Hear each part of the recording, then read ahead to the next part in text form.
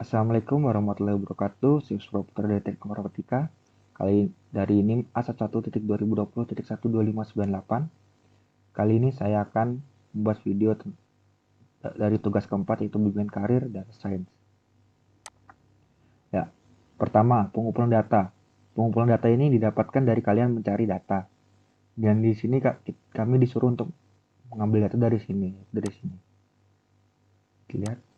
Nah, berikutnya penelahan data. Jadi di sini itu untuk digunakan untuk apa? Untuk mengimpor fungsi-fungsi yang ada di sini.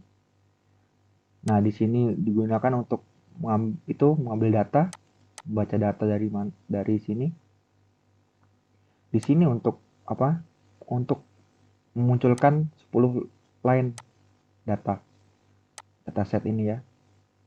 Nah, di sini untuk df ini untuk menampilkan 5 data yang ada. Nah, jadi data awal 5 ini.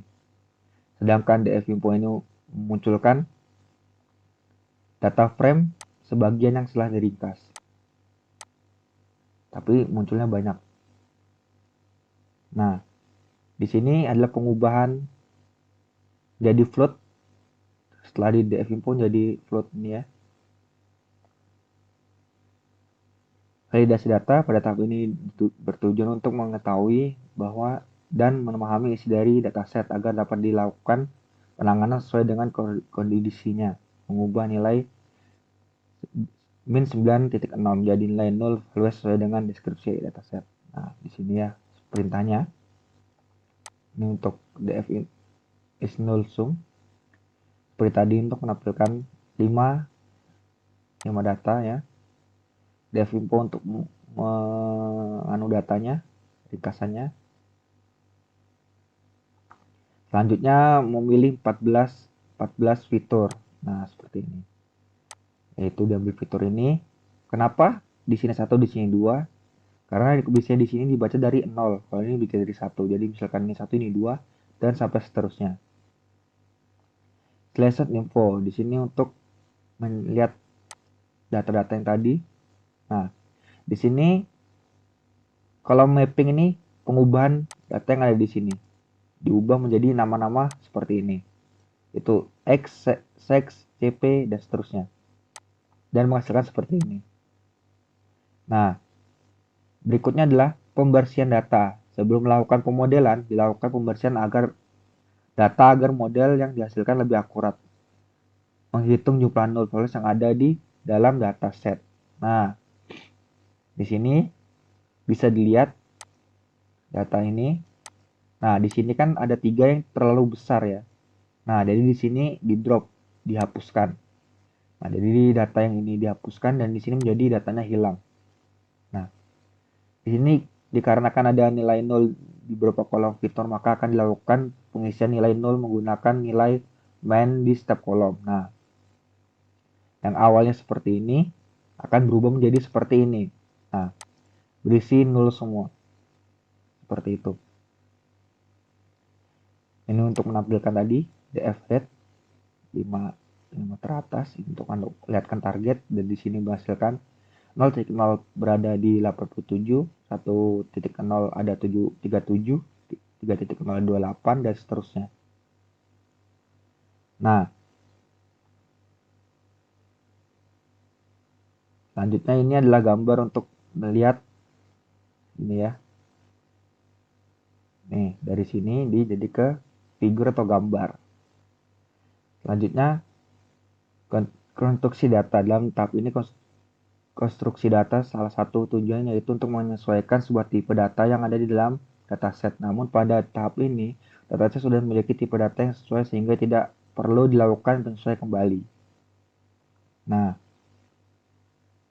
jadi di sini data ini dibuat ke tabel ini. Nah, jadi hasilnya seperti ini. Dia meminta green untuk warna ini. Untuk titelnya dapat dari sini. Nih, jadi seperti ini. Untuk buatnya seperti itu. Untuk diagram ya. Nah, selanjutnya oversampling. Nah, di sini semua seperti di atas. Untuk pewarnaan, untuk penamaan titel seperti tadi. Ini juga. Ini untuk penamaan gambarnya ya, biar tidak amburadul. Nah, ini untuk hasil tadi sama. Nah, selanjutnya di sini adalah melakukan normalisasi. Apakah data di sini perlu dinormalisasi? Nah, ternyata di sini perlu dilakukan normalisasi ya. Nah, dan hasil normalisasinya seperti ini. Yang awalnya besar-besar angkanya menjadi lebih kecil di sini ya, karena dinormalisasi. Nah, selanjutnya pemodelan. Pada tahap ini dilakukan untuk membangun disebut model di bawah ini merupakan sebuah fungsi untuk menampilkan hasil akurasi. Jadi di sini menampilkan akurasi yaitu rata-rata dari yaitu recall, F1 dan precision score step model. Nah, di awal ini dari yaitu KKN yang N naik terusnya itu 3 ya. Nah, dan sini untuk menampilkan akurasinya, dan di sini kursnya terdapat 0,75. Ini untuk precision, recall dan F1. Nah, nih rata-rata 75 ya akurasinya untuk yang KNN. Nah, di sini untuk menampilkan figurnya PLT so ini untuk menampilkan ininya. Ini untuk random force. Nah, dia menggunakan N estimator yaitu 100. Nih. Dan menghasilkan akurasi yaitu 9,2. 9,92. Nah, ini untuk precision, recall dan F1-nya.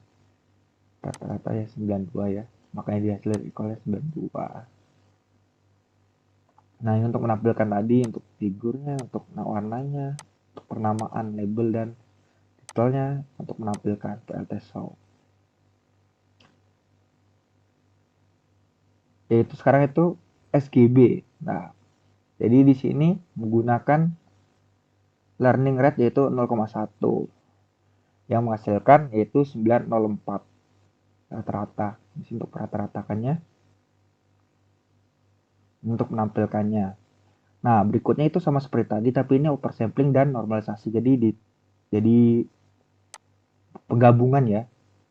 Nah, yang KNN sama seperti tadi ya, ini 23 sama menghasilkan akurasi 0,891, 0,86, 0,861 maksudnya salah tadi. Nah, jadi seperti ini. Dan untuk ini juga sama ya untuk menampilkan gambar ya. Nah, berikutnya random force. Sama seperti tadi ini 100. Untuk akurasinya tetap sama ya, 0,92 ya. Tadi yang KNN berubah. Sedangkannya gambarnya seperti ini. Nah, selanjutnya XGB. XGB sama seperti tadi 0,1 menghasilkan 0,094 ya. Seperti ini. Nah, ini untuk ininya tuh. Nah, ini untuk menampilkan seperti tadi juga. Selanjutnya ini penggabungan dari tuning, normalisasi, dan oversampling. Nah, di sini yang KNN